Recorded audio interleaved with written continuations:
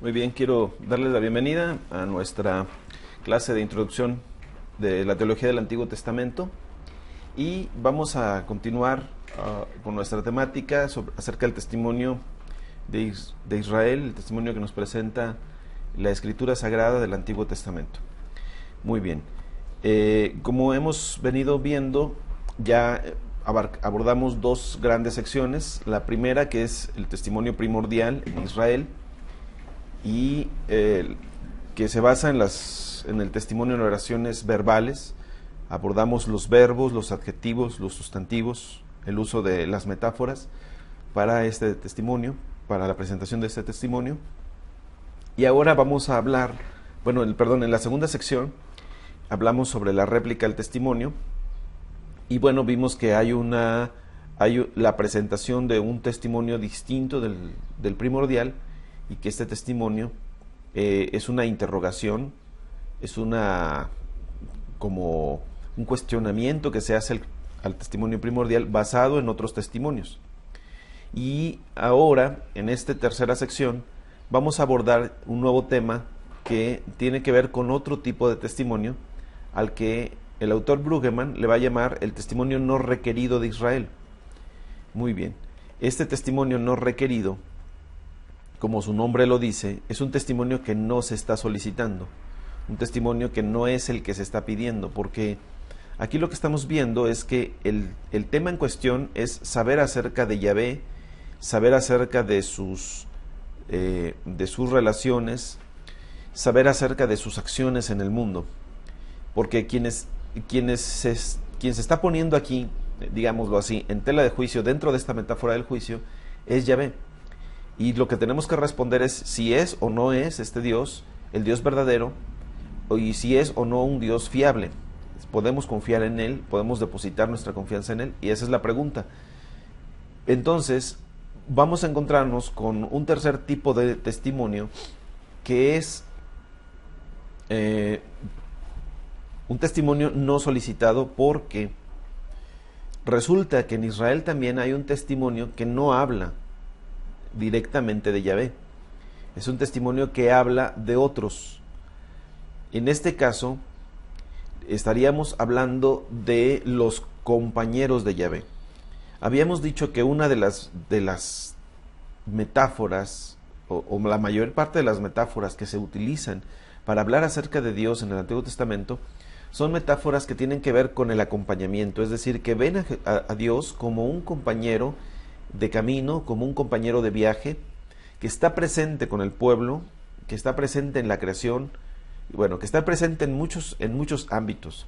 Israel es el encargado de transmitirnos ese testimonio, de plasmarlo por escrito y de dejarlo como una herencia para que otras generaciones sepan acerca de esto. Es la piedra que se ha dejado en el camino para que cuando volvamos a pasar por ahí, volvamos a preguntarnos y volvamos a respondernos. Muy bien, pero resulta que en este camino, en este viaje, los diversos o diferentes compañeros del camino, quienes han participado en este tránsito, en la vida, en la historia, y que han experimentado la presencia de Dios, de pronto dejan de hablar de Yahvé y comienzan a hablar de sí mismos como quienes son compañeros de Él. Esto es algo muy típico, esto es algo que inevitablemente o que muy pocas veces se puede evitar, ¿no? Que alguien que está hablando de otro, de pronto deje de hablar del otro y comience a hablar de sí mismo. Creo que uno de los momentos más evidentes en los que esto sucede es cuando existe, por ejemplo, en una conferencia, en una reunión plenaria, y se va a presentar a un personaje determinado, importante, por ejemplo, un orador. Entonces, el presentador, quien habla del orador, comienza diciendo, esta tarde tenemos aquí entre nosotros al distinguido ponente fulano de tal, ¿verdad? Es una persona que ha viajado por el mundo, que ha dado diferentes conferencias, ya en lugares muy recónditos del planeta, tiene libros escritos que, bueno, han sido difundidos, tiene una amplia venta, ¿no? Etcétera, etcétera. Puede estar hablando de él. Y de pronto, uno puede notar que en esas presentaciones hay un giro, hay un cambio, y de pronto el que está haciendo la presentación dice, bueno, tengo el placer de conocerlo. Hace tiempo que yo me encontré con él, por ejemplo, en un café, platicamos sobre diferentes experiencias, platicamos sobre diferentes temas, tuvimos la oportunidad de encontrarnos nuevamente, no sé, en un aeropuerto, ahí nos sentamos a platicar mientras esperábamos, o quizá pueda decir, yo lo invité a mi casa en alguna ocasión, compartimos, he visto que es una persona muy sencilla. Aquella ocasión, bueno, yo tuve la oportunidad de platicar y comienza a hablar de él, del presentador. Deja de hablar de el presentado, comienza a hablar del presentador. Digámoslo así, de una manera muy ruda. Uno se pregunta, bueno, cuando está escuchando una presentación así, la pregunta de muchos sería, bueno, queremos escuchar al exponente, al ponente, perdón, queremos escuchar al conferencista, queremos saber sobre él. Entonces, eso que nos dices de ti, pues, ¿quién te lo preguntó? ¿A quién le interesa? Pero resulta que uno se puede encontrar con esta verdad, que al escuchar nosotros la presentación de aquel y de pronto comienza a hablar de sí, esa presentación, aunque esté hablando, cambiemos de sujeto a la hora de la presentación, estemos cambiando de sujeto, lo que esta persona nos está diciendo de sí misma no se sale de la relación con el otro. Es decir, está hablando de cómo se ha relacionado con el otro, y entonces queda en el centro de pronto que aunque está hablando de él y él sea el sujeto en las oraciones, queda resaltado o queda muy evidente que hay una relación, y esa relación nos interesa, porque la relación de pronto nos hace como comprender que la persona de la cual vamos a tomar, que vamos a escuchar, que va a hacer su presentación, pues es un ser humano, es alguien con quien uno se puede relacionar, es alguien con quien uno puede entrar en una cierta confianza. Y el hecho de que el que está haciendo la presentación cambie de sujeto de pronto, nos hace ver que la cosa es diferente. De pronto dejamos de verlo lejano, distante, comencemos a comprenderlo en un plano diferente. Parece ser que esa presentación se hace necesaria para que entonces a la hora de llegar con nosotros esta persona no nos parezca alguien extraño de otro mundo, sino alguien muy familiar, alguien que está como en un plano más relacional, y entonces empezamos a comprender de él algo diferente. El hecho de que el que está haciendo la presentación nos dé este testimonio no requerido, nos hace ver, por ejemplo, en el caso de Israel,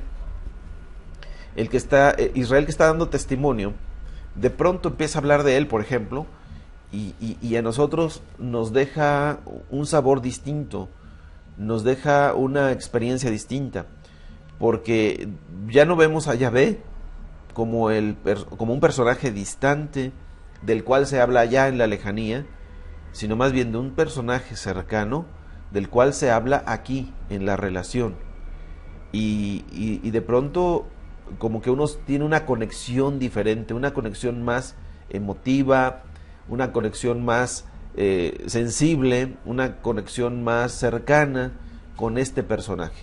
Y precisamente la importancia del testimonio no requerido es que nos lleva a una dimensión distinta de la relación. Muy bien. Entonces, ¿cuáles son estos posibles motivos para que el testimonio, para este testimonio no requerido? Pues ya lo decíamos, de pronto, pues es que el objeto directo de los verbos, o sea, Yahvé siempre ha sido el sujeto, ha realizado acciones y las ha realizado directamente sobre algo o alguien. Bueno, ese algo o alguien pues se siente tan distinguido, de pronto se ve a sí mismo tan especial, que no puede dejar de hablar de esa relación. Entonces, ¿qué le motiva a dejar de hablar de Yahvé y comenzar a hablar de sí mismo? Bueno, pues que le interesa que sepan lo que ha sucedido en él a partir de esta relación. Entonces, vamos a hablar de estos testigos que nos van a proveer este testimonio no requerido como los compañeros de Yahvé. Y vamos a establecer aquí una dialéctica entre dos relaciones. Una relación de libertad y una relación relación apasionada. Esa es la vinculación que vamos a dar, en donde la relación de libertad se va a dar tanto por parte de Yahvé, que es el sujeto más libre de la oración, pero también de pronto vamos a encontrarnos con que estos objetos directos se ven a sí mismos libertados o liberados, y de pronto se encuentran a sí mismos capaces de entrar en una relación libre y de asumirse como sujetos. Y lo mismo podríamos decir de la pasión, en el sentido de que la relación de Yahvé con estos personajes, con estos compañeros, es una relación apasionada, es una relación vinculante, pero vinculada más bien, cuyo vínculo principal pues es la pasión de Dios, es la pasión de Yahvé que por sus criaturas, por estos personajes, pero también provoca en estos personajes una relación apasionada por Yahvé. Entonces, aquí vamos a encontrarnos con un giro en la presentación de el testimonio, y es este. Hasta ahora hemos visto que la formación o la construcción de las oraciones parte de un verbo, pasa por el sujeto y continúa con el predicado. Este predicado, como decíamos nosotros, es el objeto directo sobre el cual las acciones de Yahvé recaen. Hasta ahora habíamos dicho, por ejemplo, libertó Yahvé a Israel. Bueno, o sacó Yahvé a Israel de la tierra de Egipto. Entonces, Israel hasta ahora ha sido parte del predicado en la oración. Es el objeto directo sobre el cual recae la acción de Yahvé, la acción liberadora. Esta acción que es el verbo. Muy bien. Pero en el testimonio no requerido, que es el testigo, de pronto se convierte, él en las oraciones, se convierte en el sujeto. En el sujeto. Y traslada a Yahvé al predicado. Como si Yahvé de pronto se transformara también en un objeto directo de las acciones del sujeto.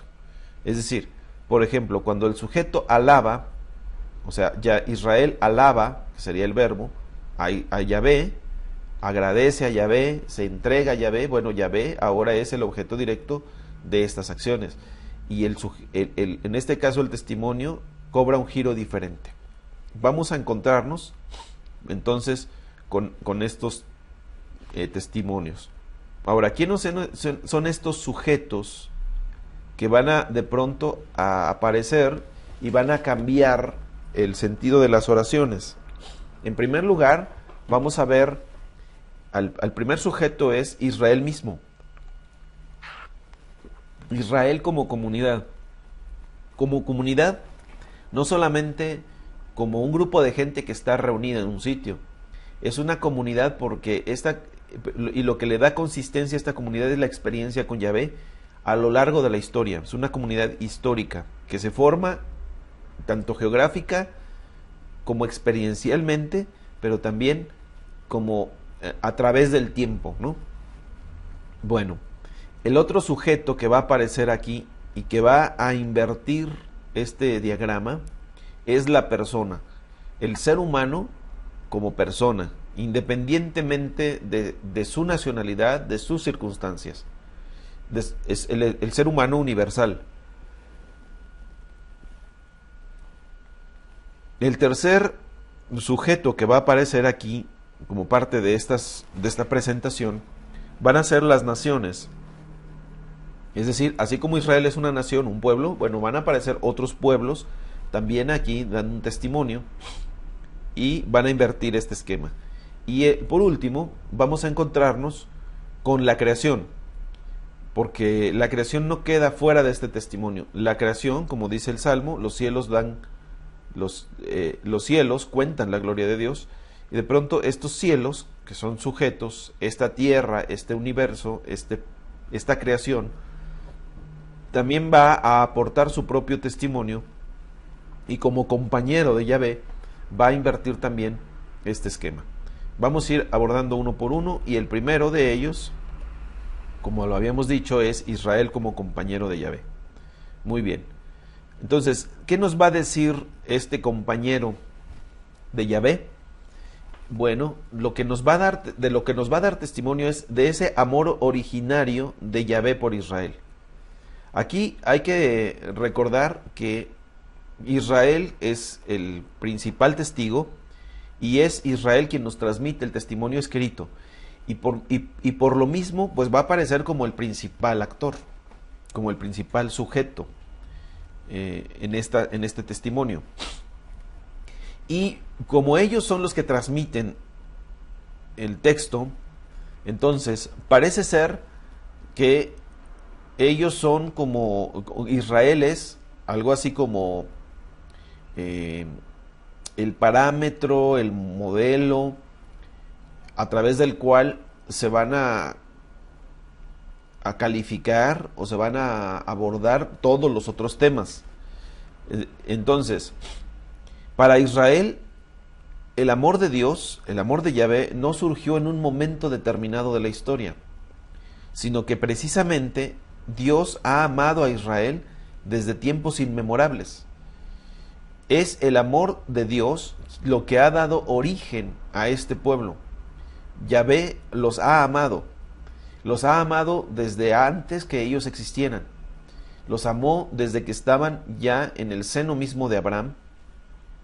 Los amó desde un tiempo en el que ellos no habían venido a la existencia, y es ese amor previo a la existencia de Israel lo que ha dado origen a este pueblo.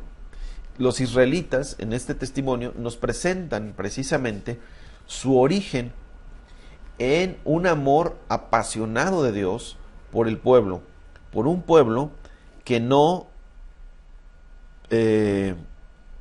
ha tenido un mérito, que no ha hecho nada por conocer, por comprender, ni por ganarse este amor. Bueno, lo habíamos visto, por ejemplo, en la narración de Ezequiel, cómo el profeta Ezequiel, por medio de esta metáfora del amante,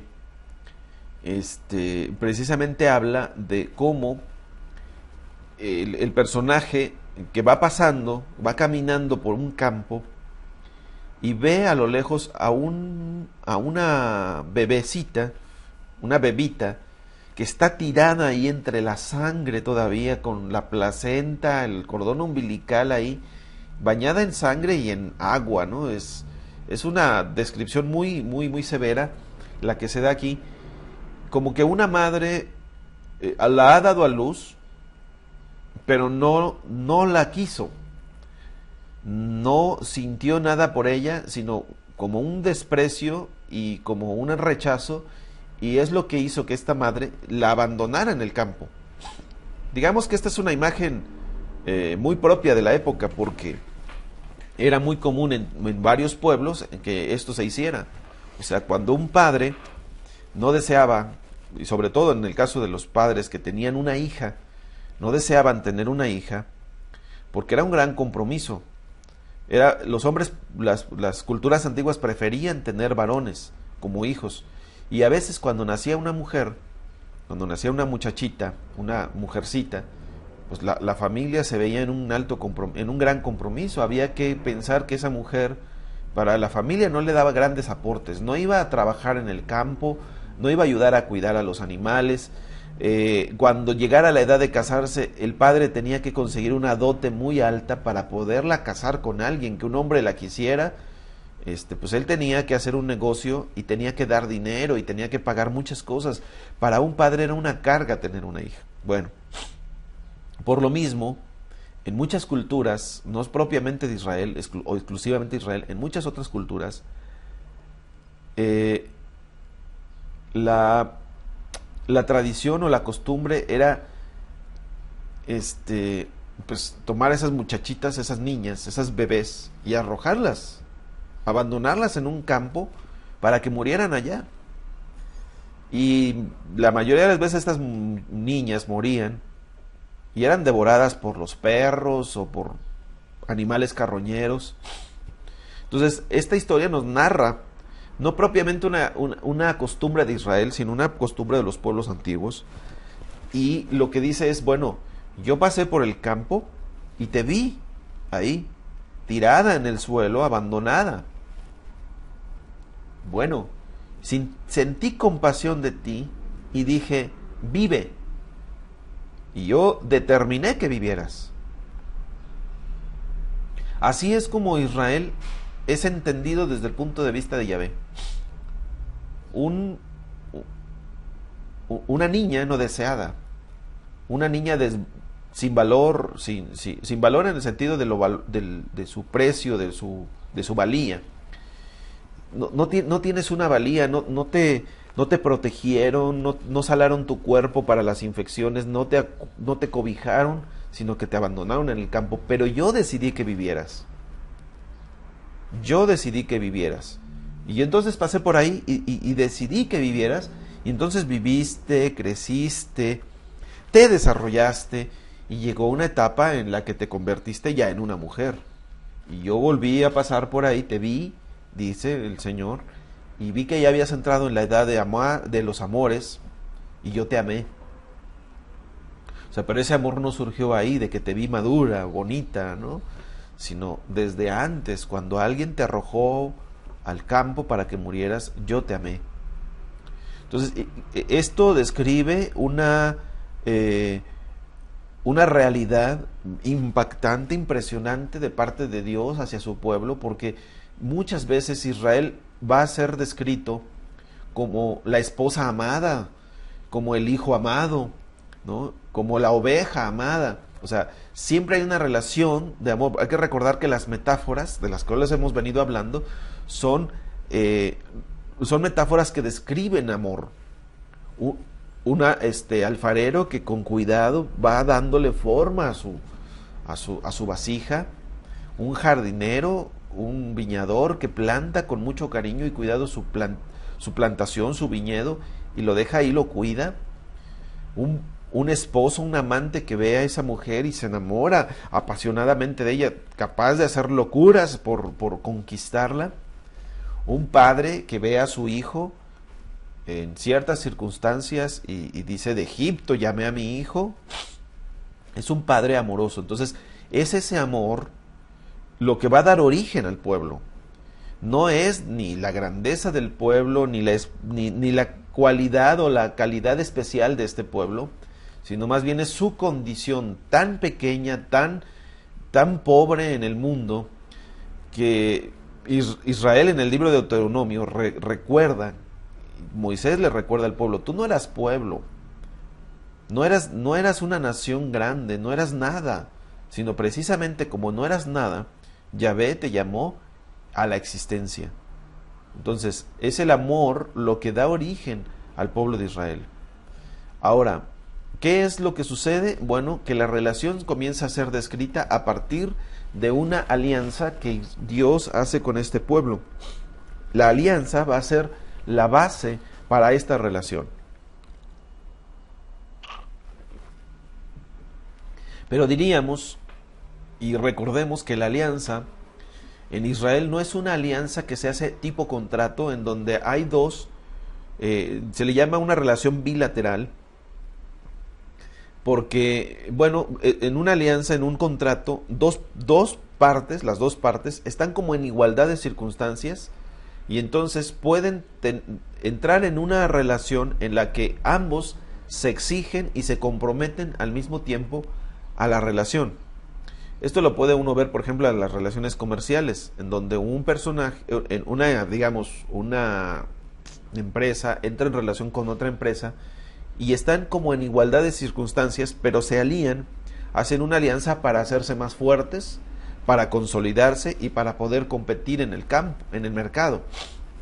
Entonces, en esa igualdad de circunstancias, diríamoslo así, Cada uno aporta un 50% de fuerza de entrega. 50 y 50, y entre los dos suman un 100. Bueno, en el caso de la alianza de Israel, de Yahvé con Israel, no se puede decir eso. Israel jamás estaría en unas circunstancias de igualdad con Dios como para entrar en una alianza de iguales en la que ambos se comprometen. Más bien, la descripción de la alianza que se hace entre Dios e Israel es como una alianza que se le llama, en la antigüedad se le llamaba un pacto o una alianza de vasallaje, en donde un poderoso hace un compromiso con uno que es más débil. Y este poderoso que hace un compromiso con el más débil, se compromete con él en el sentido de ayudarle, de protegerlo, de cuidarlo. Pero no porque estén en igualdad de circunstancias, sino porque el poderoso ve que el otro más débil lo necesita y quiere hacerlo. Es una decisión que está basada más en el querer, en la querencia, en el deseo de hacerlo, que en la obligatoriedad. No hay una obligación por parte del poderoso, sino su propia voluntad. Vamos a poner un ejemplo. En este caso, la alianza que hace un padre cuando adopta un hijo, la adopción. O sea, cuando una persona decide adoptar a un niño, el niño no está en igualdad de circunstancias que el padre que lo está adoptando. No puede corresponderle, no ha hecho nada por ganarlo. Sencillamente el hombre que adopta toma una decisión respecto a esa persona, algo ve en él, es una cuestión de gracia, y entonces es esa gracia la que dice: yo quiero hacerme responsable de ese niño. Muy bien, yo me comprometo con él. Y nosotros sabemos hoy día, antes quizás haya sido más fácil, pero hoy día hacer una adopción es algo muy complicado. Un padre o una pareja que quiere adoptar tiene que demostrar o evidenciar que cumple con una cantidad enorme de requisitos muy estrictos para que entonces le confíen la vida de un niño. Y entonces, ¿qué motiva a esta persona o a esta pareja a cumplir con todas estas requisiciones y de pronto hallarse frente a esta criatura indefensa, dependiente, vulnerable, y entrar en una relación con esa persona para protegerla, para cuidar de ella, para desarrollarla, tomarla, abrazarla, acogerla y entregarse a ella? ¿Qué hizo esta criatura? Nada, está desventurada. ¿Qué hizo esta criatura para ganarse ese amor? Absolutamente nada. Es la propia decisión de la pareja de hacerse cargo de alguien tan vulnerable y débil, tan necesitado. Y entonces, lo que ven es su necesidad, lo que ven es su vulnerabilidad, lo que ven es su fragilidad en el mundo. Y eso los mueve. Y entonces pueden hacer un contrato. O sea, van ante la autoridad, firman una serie de requisiciones, se comprometen con la autoridad para que les dejen bajo su custodia ese niño, y entonces los nombran sus tutores. Y hacen todo un esfuerzo por llevarlo a casa, darle una buena atención, cuidar de él, para que entonces las autoridades determinen que ya no solamente los dejan bajo su custodia, sino que ahora lo pueden declarar su hijo por adopción. Este ejemplo ilustra muy bien lo que hace Dios con Israel. Este Israel, bueno, pues es adoptado, es tomado de la nada, de esa fragilidad en la que se encuentra, esa vulnerabilidad en la que está, de esa pobreza en la que está situado, y Dios entra en una alianza con ellos. No es una alianza de iguales, es una relación más parecida a lo que decíamos: un hombre, una persona que decide hacerse cargo de una niña que ha sido abandonada en el campo, y hace un compromiso con ella para que viva y para que crezca y se desarrolle. Entonces, por supuesto que esta relación que se da no es una relación así como nosotros podemos decir que es una relación unilateral, porque solamente va en ese sentido del poderoso, del que está en circunstancias de poder, que es Dios, va dirigida hacia esta niña que está completamente indefensa. Entonces, en ese sentido, viene siendo una alianza incondicional. Es decir, Dios está incondicionalmente, porque no hay ninguna condición que Israel le pueda poner en medio, comprometido con él. Dios está comprometido con Israel. Y él mismo, Dios mismo, se obliga a esa relación. Nadie lo obliga, por sí mismo, por su propia voluntad, por su propia decisión, pero sobre todo por esa pasión, por ese amor tan grande que ha sentido por esta criatura vulnerable. Y entonces se vuelca en amor hacia ella. Y de alguna manera, aquí podríamos hablar que este amor es incondicional. O sea, ¿qué condición está de por medio para exigirle a Dios esta relación? Ninguna. Pero aquí vamos a encontrarnos con que esta niña va creciendo, va desarrollándose, va madurando. Y bueno, el que la ha tomado como bajo su custodia, bajo su cuidado, de pronto comienza a darle obligaciones, comienza a obligarla. Es decir, le recuerda, mira, yo te recogí, yo te tomé del campo, pero ahora tú tienes que hacer esto. ¿Cómo? No en correspondencia, es decir, no me tienes que pagar. No es que me tengas que cubrir ahora los gastos que yo ya hice en ti, la inversión que yo ya hice en ti, pues ahora necesito recuperarla.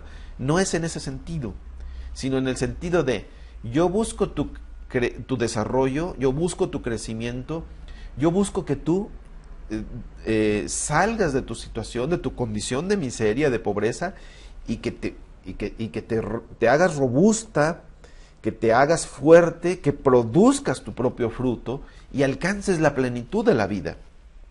Pero para que eso suceda, pues tú no puedes continuar como un ser dependiente, no puedes continuar como un ser, como una persona así, frágil y vulnerable. Te tienes que fortalecer, te tienes que arraigar bien, tienes que, madurar. Entonces yo estoy aquí para madurarte. Por lo tanto, parte de la madurez y parte del desarrollo y parte del crecimiento es que tú asumas responsabilidades, que tú asumas compromisos también, que así como yo he asumido un compromiso de amor hacia ti, tú también seas capaz de asumir compromisos de amor hacia los más débiles, hacia otros que están en igualdad de circunstancias o peores circunstancias que las tuyas. Por eso, de ahora en adelante, esta relación que yo establezco contigo también tiene ciertas condiciones. No está condicionado mi amor, lo que está condicionado aquí es la relación para tu desarrollo y para tu propio beneficio. Entonces va a haber una condicionalidad. Y aquí no tenemos que mantenernos en medio de esta tensión.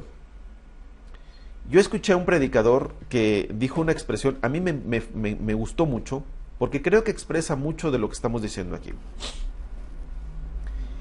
Él dijo en una ocasión, Dios te ama incondicionalmente. Así como eres, así como estás, Él te ama. En el pecado, en la perdición, en la condición en la que tú te encuentres de corrupción, de desviación, Él te ama así como estás y como eres. Bueno, pero al mismo tiempo, te ama tanto, sin importar la condición y la circunstancia en la que te encuentres, te ama tanto que no puede dejarte en esas circunstancias, que no puede dejarte en esa condición. Y por amor a ti, también te quiere transformar, te quiere mover hacia una condición diferente. Entonces, por eso mismo Dios no puede dejarte como eres o dejarte como estás. Te va a transformar. Entonces, por una parte te ama como eres, pero por otra parte no ama lo que tú eres y la condición en la que tú te encuentras, sino que te ama tanto que te quiere llevar a una nueva condición. Entonces, es una dialéctica, es una tensión que se causa aquí entre estas dos condiciones, entre estas dos situaciones, ¿no? Lo condicional y lo incondicional del amor de Dios. Es una distinción que uno tiene que cuidar de no caer en un engaño, porque en el ambiente cristiano, nosotros como creyentes cristianos, estamos acostumbrados a ver el Antiguo Testamento y parece ser que el Antiguo Testamento es más condicional porque está presente la ley en medio. y decimos, no, así como se nos ha revelado Dios ahora en el Nuevo Testamento, Dios nos revela un amor incondicional. Y parece que solamente nos quedamos ahí, en el ámbito de lo incondicional. Pero la pregunta sería, ¿y no hay también ciertas condiciones que Dios exige dentro de esta relación para el creyente cristiano? Bueno, entonces esta obligación de Israel basada en la alianza lo pone en una situación también condicionada, ¿no?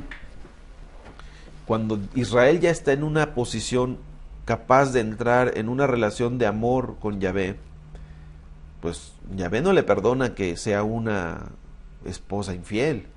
Yahvé no le tolera que Israel sea una esposa que lo engaña con el primero que pasa. No, también le exige y le dice, bueno, yo te he amado y te he cuidado y todo, debías de haberme sido fiel, pero tú no lo has sido. Entonces Yahvé le exige y entra en una relación de exigencia. Bueno, aquí se causa la tensión. Ahora, por eso dentro de esta condición o de esta legislación de Dios hacia el pueblo, hay una obligación de escuchar, de escuchar y de hacer justicia. Ya aterrizándolo, digámoslo así, saliéndonos de la metáfora del esposo y la esposa, ¿qué es lo que el esposo le exige a la esposa ya en el plano de la realidad, en el plano concreto? Bueno, uno es que Yahvé le exige al pueblo que sea un pueblo que escuche. Ya lo vimos en Deuteronomio 6, donde Dios le dice, escucha Israel, escucha. Hay una exhortación de parte de los líderes, de parte de la Escritura y de parte del testimonio mismo, una exhortación a Israel para que escuche. Escucha Israel, hay una obligación de estar escuchando. Y hay que entender que este escuchar es obedecer. Escuchar es obedecer. No tienen, la palabra escuchar en el hebreo es una palabra que literalmente significa inclinar el oído, es decir, inclinarse para atender. Por supuesto, esto se puede llevar a la práctica, a la metáfora, en el sentido de un padre que le está diciendo a su hijo. ¿Cuántas veces un padre le dice a su hijo cuando éste no está obedeciendo? Le dice, hijo, ¿qué no escuchas? Hijo, ¿no me estás escuchando? Es decir, no me estás escuchando significa no estás obedeciendo. O sea, si hubieras oído, estarías haciendo lo que yo te dije. Pero se ve que no me oíste. Entonces, la relación entre escuchar y obedecer es estrictamente así, es una relación muy, muy cerrada. Entonces, la condición de escuchar la obligación de escuchar es una obligación de obedecer. Pero obedecer es hacer justicia. Es hacer justicia. En estos días escuché una historia de un hermano que visitó Haití. Y en esta visita a Haití nos narraba cómo están sucediendo las cosas allá. Es un ambiente de sobrevivencia. O sea, las personas que viven ahí, en Haití, ahora, yo las consideraría en ese término son sobrevivientes. Porque han pasado por una situación bastante devastadora a causa del terremoto, de la pobreza, del mismo hecho de que Haití sea una isla pequeña, que no tiene muchos recursos naturales, que no tiene manera de comercializar, con un gobierno inestable, etcétera, etcétera. Uno puede sumarle muchas cosas. La cuestión es que la gente ahí está acostumbrada a sobrevivir. Entonces uno no puede juzgarlos en un sentido estricto porque ellos están buscando la manera de sacar dinero, de conseguir el pan cotidiano para su familia. Entonces, algunas personas han visitado Haití y todavía ven, decía este hermano, pasas por las calles y ves las casas derribadas y nadie las ha levantado. Nadie está trabajando en reconstruir su país. No hay una idea Incluso decía este hermano, o estas personas que estaban comentando, decían, o sea, hay personas que murieron bajo los escombros, cuyos cadáveres están sepultados todavía bajo esas ruinas, que aún hay un olor de descomposición en el ambiente. Y decía, y nadie tiene la iniciativa de, bueno, levantar esos escombros y sacar esos cuerpos, pues para sepultarlos con dignidad. Porque las personas no están pensando en eso. O sea, han dejado eso que es como en un segundo lugar o un último lugar, y su concentración primaria es sobrevivir, es conseguir el alimento del día. En circunstancias en donde todos están tratando de sobrevivir. Y la pregunta que nos hacíamos era, ¿y las personas que son parte de la iglesia, cómo están viviendo? Entonces, resulta ser que muchos miembros de la iglesia, aún conociendo el evangelio, y no nada más de la iglesia de Dios Séptimo Día, estaríamos hablando de muchas religiones o de muchas comunidades evangélicas, está la misma actitud de sobrevivencia. Entonces, ¿qué sería esto de escuchar? Uno se pregunta si esas comunidades no podrían construir, a partir de las propias iglesias, comunidades diferentes en donde exista la ayuda mutua, en donde las personas no estén viendo con una actitud de sobrevivencia, tratar de sacar ventaja en todo, sino, ¿por qué no construir comunidades de ayuda mutua en donde unos a otros se estén ayudando y empiecen a cooperar solidariamente para salir adelante? Y en lugar de estar viendo hacia su propio beneficio, el propio evangelio, la propia predicación del evangelio, esté construyendo, esté promoviendo que la comunidad iglesia, una comunidad en donde a lo mejor se estén 40, 20, 30 familias representadas, pues esas familias empiezan a trabajar en conjunto, formando talleres, no sé, sembrando sus campos, pero ayudándose mutuamente. Uno escucha muchas historias de solidaridad en donde las personas, los pueblos han pasado por situaciones dramáticas de desolación, pero la gente se une, empiezan a trabajar en conjunto y empiezan a conseguir ese recurso en conjunto, y en la solidaridad se establece la justicia. Escuchar y obedecer y hacer justicia tiene que ver precisamente con eso, con que las iglesias, con que las comunidades aprendan de Israel a ser comunidades solidarias, comunidades en donde los unos por los otros estén viendo. Eso es establecer justicia. La justicia se rompe, la justicia se quebranta cuando las personas empiezan a ver por sus propios intereses y buscan sencillamente sobrevivir. Israel en el exilio nos dio una muestra muy grande de cómo una comunidad puede sobrevivir en medio de una situación tan devastadora como fue aquella situación exílica, y cómo en medio de un pueblo como Babilonia, ellos mantuvieron su unidad, su solidaridad, y se integraron. ¿Qué es lo que les dio unidad? Esta actitud de volverse a Dios y obedecer su palabra y establecer justicia. Entonces, cuando la justicia se establece, las comunidades pueden salir adelante, pueden superar sus pobrezas, su hambre, su devastación, pueden superar este instinto de sobrevivencia. Muy bien. Por otro lado, hay una invitación que también va a entrar en tensión con la invitación a escuchar, y es la invitación a ver. Entre ver y escuchar hay una tensión constante también, porque la fe viene por el oír, decimos los cristianos. Israel lo tenía muy claro. ¿En dónde hay que ejercitar la fe? En la escucha. La escucha va a veces a ponerse en contradicción con lo que se ve.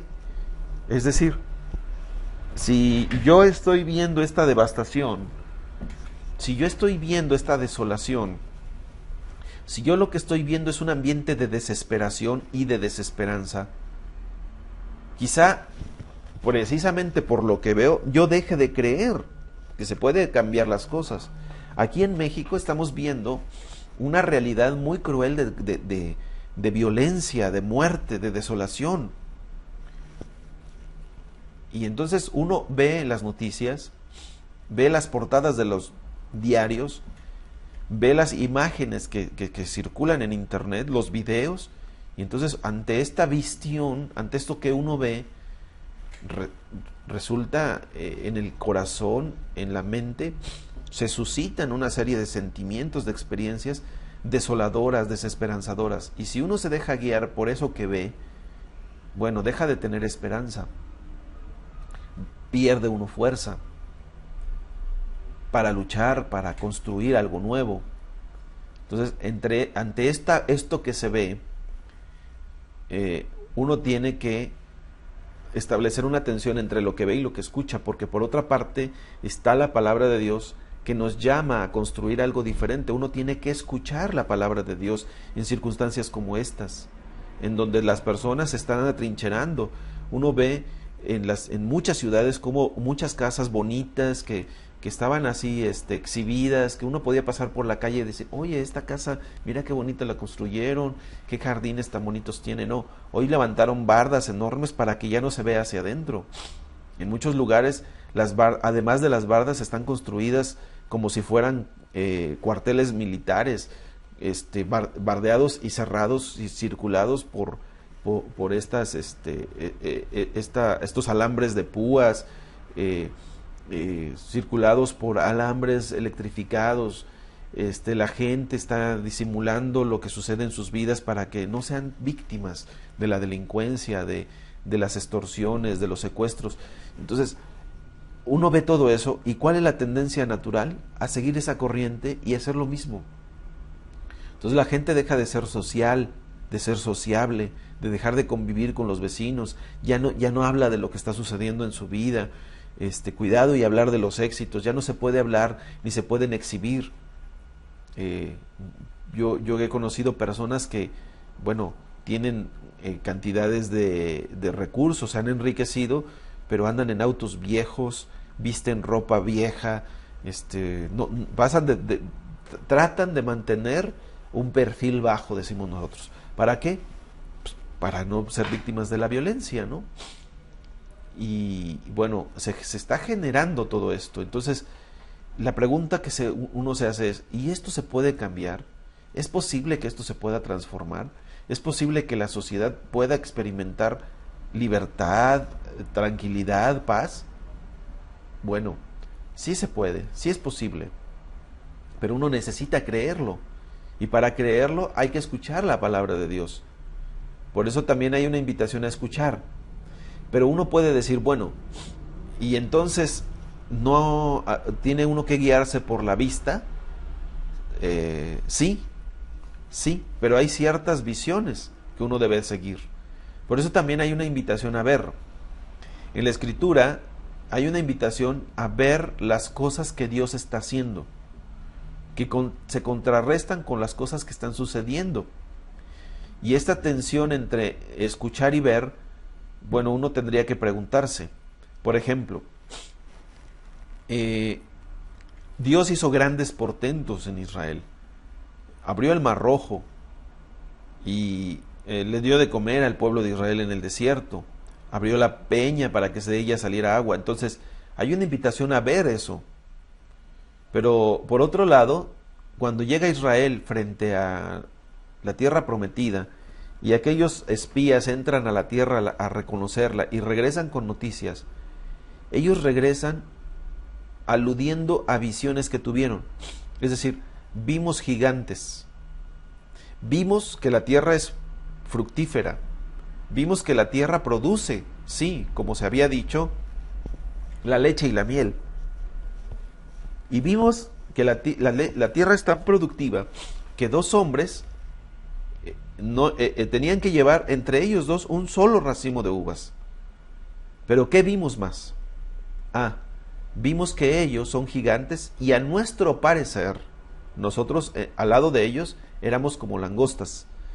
Entonces viene esa visión aterradora, y el pueblo se aterra ante lo que vieron. Pero el pueblo no lo está viendo, el pueblo está escuchando la narración de estos hombres.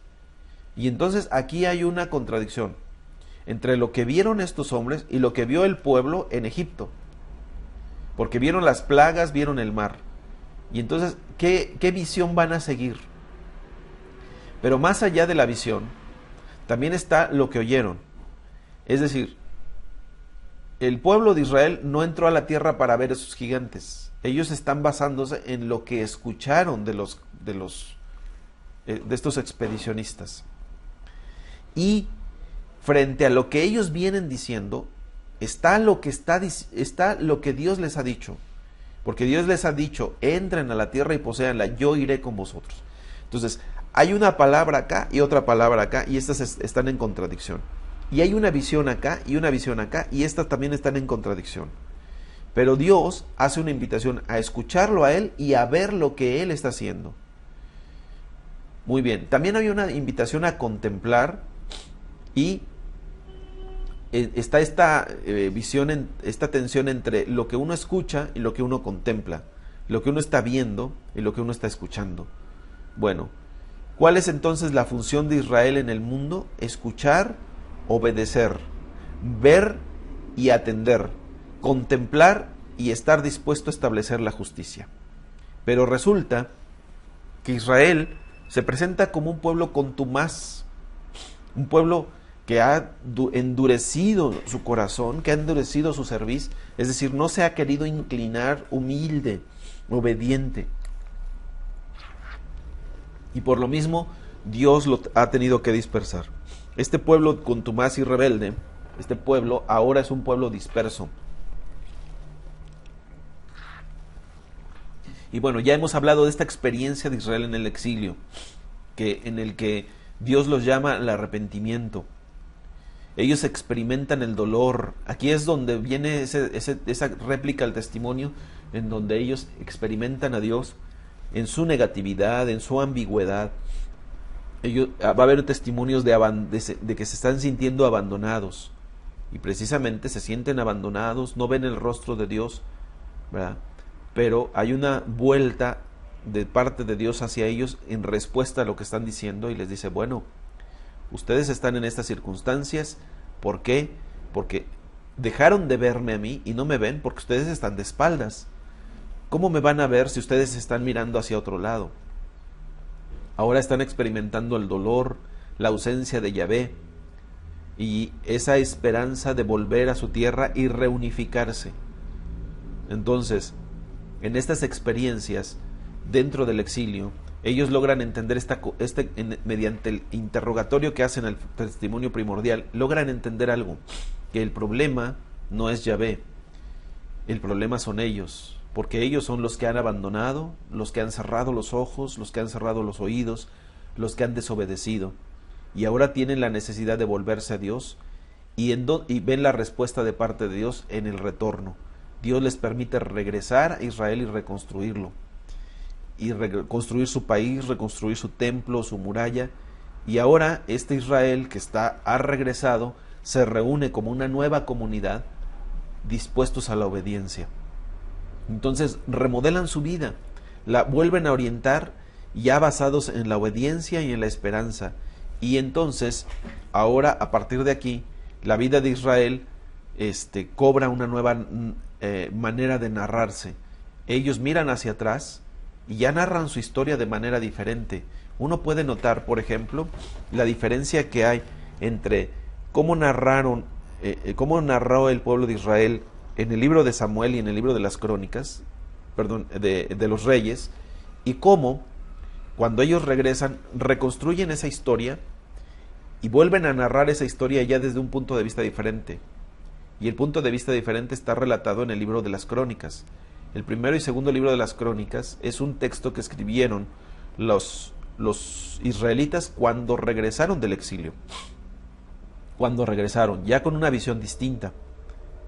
Ya esas cargas de negatividad, etcétera, ya no están ahí, ya no está la queja, está el reconocimiento y está el agradecimiento de que Dios los ha reunido nuevamente para que vuelvan a formarse como el pueblo de Dios, centrados en la vida religiosa, en la vida del templo, en torno a la obediencia a la ley, en torno a la pureza, y empiezan a reconstruir su vida. Su vida tiene un nuevo sentido.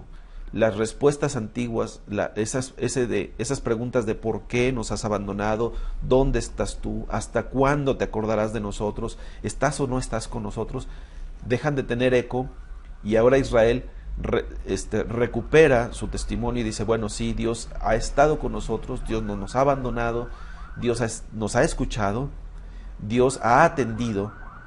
Bueno, pero ahora lo que tenemos que hacer nosotros es volvernos hacia Él y responderle también, y guardar nuestra integridad y nuestra obediencia. Ya no como lo hicieron nuestros antepasados, sino como lo hacemos, como somos llamados a hacerlo. Qué importante es aquella oración, aquella confesión que se hace en el libro de Nehemías, cuando la congregación se reúne y dice, hemos pecado nosotros y nuestros padres. Ahora nos volvemos a ti, Señor, y queremos hacer tu voluntad. Esa actitud obediente, esa actitud arrepentida, hace que Israel remodele su vida, la reconstruya, basados en el testimonio de los antepasados, siempre en esta tensión, porque saben que Dios es fiel, pero no va a tolerar que Israel abuse de esa fidelidad, sino que ahora, ya con una actitud más mesurada, más moderada, van a reconstruir su vida, la van a rehacer. Pero aquí hay otro problema, que esta comunidad que regresa del exilio, esa comunidad es una comunidad que llega a un extremo muy peligroso, el extremo de la exclusividad. Voy a decirlo de una manera un poco rápida.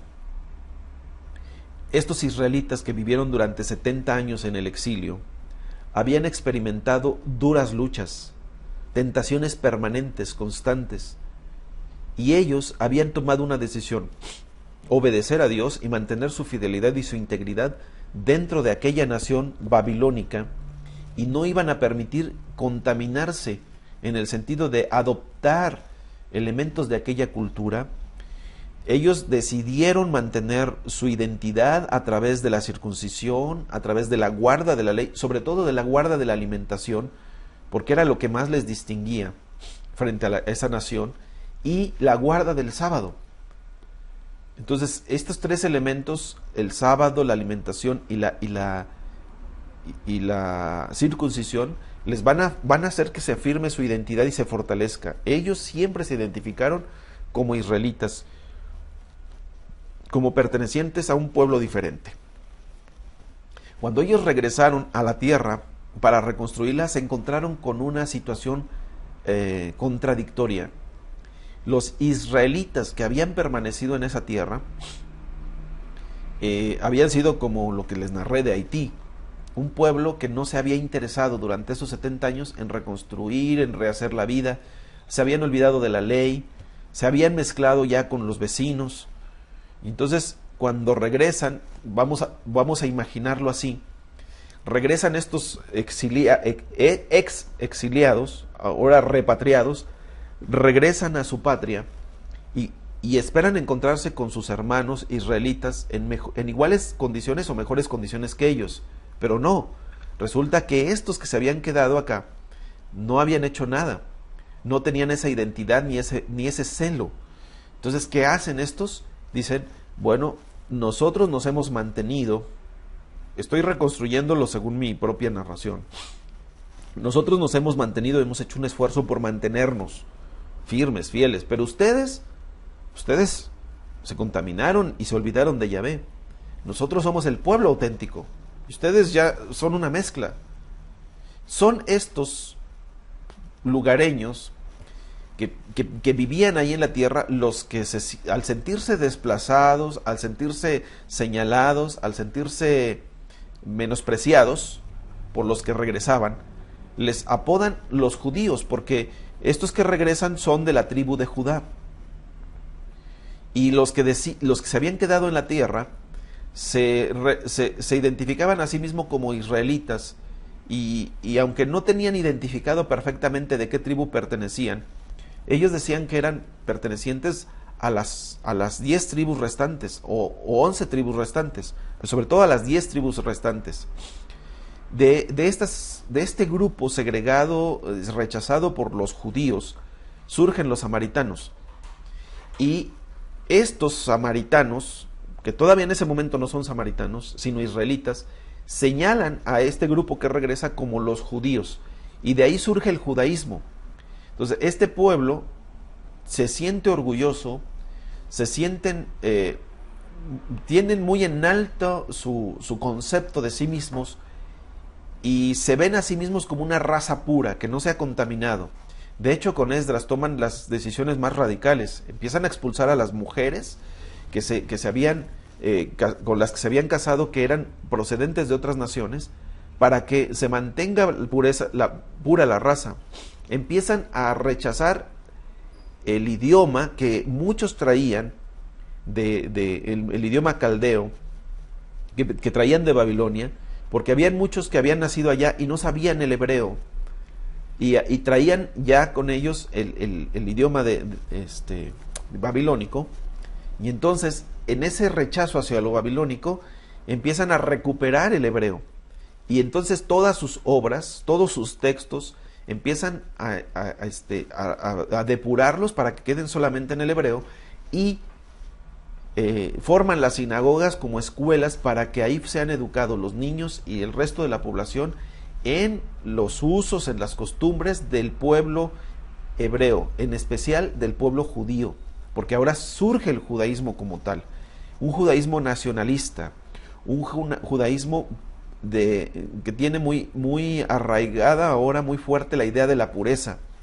un judaísmo que es estricto, y van a recuperar, aparte de la circuncisión, de la guarda de la ley de alimentación y de la guarda del sábado, van a establecer otros elementos distintivos que van a hacer de ellos un grupo selecto, un grupo más cerrado, un grupo más exclusivista, y entonces se van a vertir hacia el centro, hacia adentro de ellos mismos.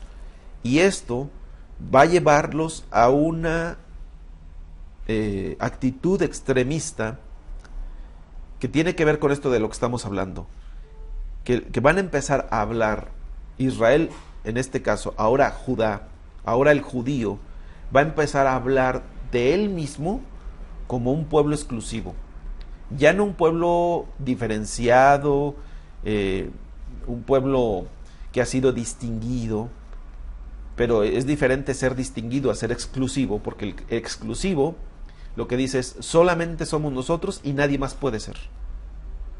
Entonces empiezan a sentir que ellos son los únicos, no distinguidos, no especiales, sino únicos. Porque sí, Dios los había distinguido, pero no los había hecho exclusivos de su gracia y de su amor. Ellos empezaron a sentirse exclusivos y a partir de ahí empiezan a hablar de la exclusividad. Y es este problema de la exclusividad lo que causa rivalidad con los pueblos vecinos y hace que se forme esta diferencia y esta rivalidad entre samaritanos y judíos. Y a partir de ahí, bueno, va a haber todo un desarrollo muy estricto.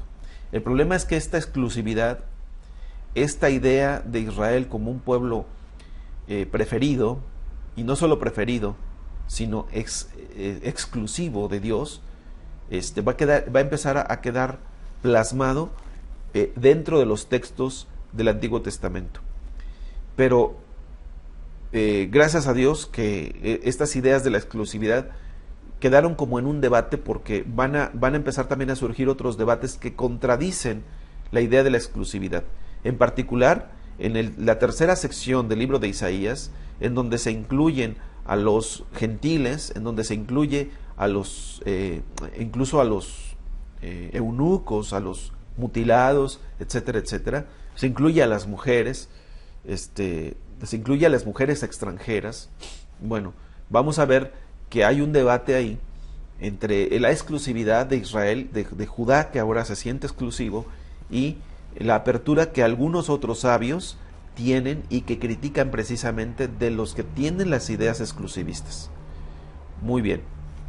Entonces esto va a ayudarnos para hacer una comprensión entre la posición actual que tiene la Iglesia como pueblo de Dios y la posición de Israel.